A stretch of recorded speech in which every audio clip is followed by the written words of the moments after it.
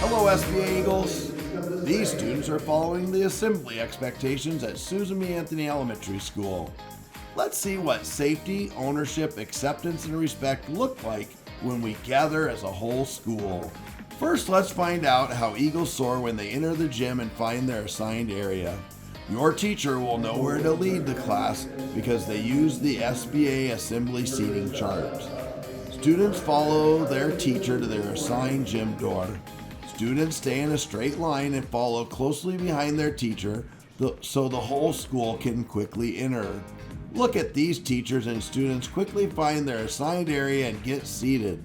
At this time, Eagles are using a level 1 voice to visit with friends right next to them. If a friend is too far away to whisper, Eagles silently smile and wave instead. It's showtime!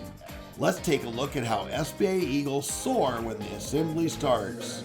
When the whole school has entered the gym, an adult counts down from 5 and does the Eagle callback. Look at these role model Eagles counting down or doing the Eagle callback and going immediately to voice level 0.